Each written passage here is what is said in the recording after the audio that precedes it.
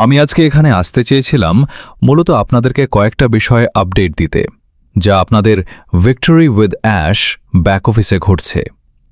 আপনারা ড্যাশবোর্ডে লক্ষ্য করবেন যে সেখানে আরও দুটি জিনিস যোগ করা হয়েছে, যেগুলোতে কামিং সুন শীঘ্রই আসছে হিসেবে চিহ্নিত করা আছে। আপনারা আপনাদের ভিক্টরি উইথ অ্যাশ ড্যাশবোর্ডে লগ ইন করে এগুলো নিজেরাই দেখতে পারেন। অবশ্যই এটি এই প্ল্যাটফর্মের ধারাবাহিক অগ্রগতিরই একটি অংশ যা আমরা দেখতে যাচ্ছি।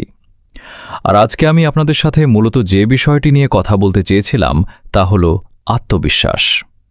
আমি কেন আত্মবিশ্বাস নিয়ে কথা বলতে চাই? আমি মাঝে মাঝে আমাদের সিইও অ্যাশ মোফারেহকে টেক্সট বা ভয়েস নোট পাঠাই। নিয়মিতভাবে না, তবে মাঝে মধ্যে, হয়তো মাসে একবার বা দুবার এইরকম। আর আমাদের মধ্যে যোগাযোগ হয়। আর ওনার ব্যাপারে একটা বিষয় আমাকে সবসময় মুগ্ধ করেছে, তা হল ওনার আত্মবিশ্বাস।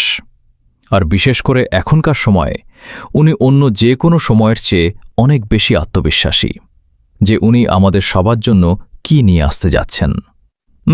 উনি প্রায়শই পুনর্ব্যক্ত করেন যে আমরা যা দেখতে যাচ্ছি এবং এটি যে বহু মানুষের জীবনে পরিবর্তন আনতে যাচ্ছে তা দেখে আমরা কতটা অবাক এবং খুশি হব। আর এই আত্মবিশ্বাসটা আমাকে সত্যি অনেক সাহায্য করেছে। উনি আত্মবিশ্বাসী মানে সত্যি বলতে আমিও আত্মবিশ্বাসী। কেন? কারণ আপনাদের অনেকের মতোই আমিও আমাদের সিইওকে অনুসরণ করার পেছনে প্রচুর সময় ও শ্রম দিয়েছি এবং আমি এর একটা যৌক্তিক পরিণতি দেখতে চাই। আর সেই আত্মবিশ্বাসের একটা অংশ হলো এটা জানা যে শেষ ফলাফলটি আমাদের দেওয়া সমস্ত শ্রমের তুলনায় অত্যন্ত মূল্যবান হবে, ঠিক যেমনটা আপনারা সবাই দিয়েছেন। আমার মনে হয় আমাদের ইহাও মনে রাখা উচিত যে আমাদের সবারই নিজস্ব পছন্দ বা বিকল্প বেছে নেওয়ার সুযোগ রয়েছে। কেউ করবে, কেউ করবে না। আর অনলাইন জগতের ধরনটাই এমন। অনেকেই অন্যান্য জিনিস করেন, সেটা একদম ঠিক আছে। মানুষের এগুলো করার নিজস্ব কারণ থাকে। আমি এমন একজন মানুষ যে সিদ্ধান্ত নেয় আমি একটা জিনিসই করব, নিজের পরিবর্তন ও খাপ খাইয়ে নেওয়ার ক্ষমতার ওপর আত্মবিশ্বাস রেখে। আর আমাদের সিইও যে ব্যাকগ্রাউন্ডে কঠোর পরিশ্রম করছেন যাতে আমাদের জন্য সবকিছু ঠিকঠাক থাকে, সেটিই আমাকে এই যাত্রা চালিয়ে যাওয়ার আত্মবিশ্বাস দেয়। এর টাইম ফ্রেম বা সময়সীমা কি হবে আমার কোনো ধারণা নেই।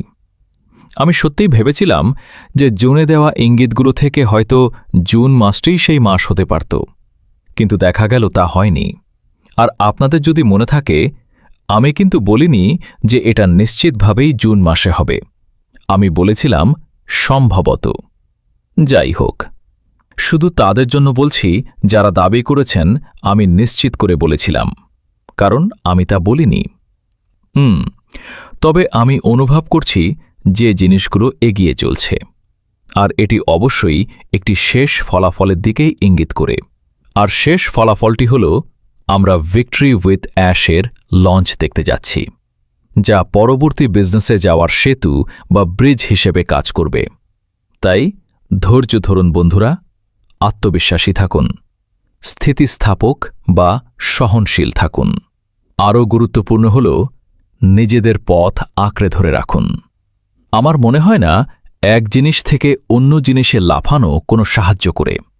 এটি কেবল আপনাদের হতাশ করবে, আপনাদের অর্থ নষ্ট করবে এবং শেষ পর্যন্ত আপনারা আবারও আমাদের যা আছে সেটার দিকেই ফিরে তাকাবেন।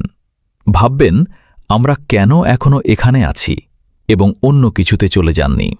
ভিক্টরি উইথ অ্যাশের পক্ষ থেকে কোনো প্রতিশ্রুতি দেওয়া হচ্ছে না।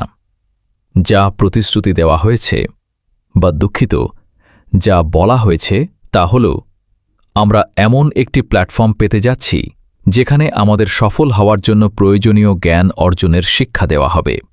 এটি রিটার্ন, টাকা এবং অন্য সবকিছুর প্রতিশ্রুতির চেয়ে অনেক বেশি মূল্যবান। কেন?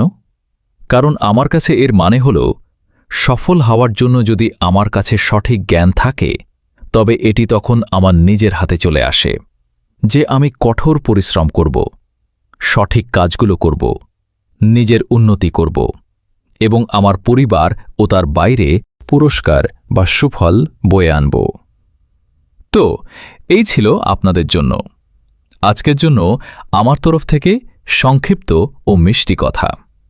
তবে আমি শুধু নিশ্চিত করতে চেয়েছিলাম যাতে আপনারা সবাই জানেন যে আমি এখনও এখানেই আছি।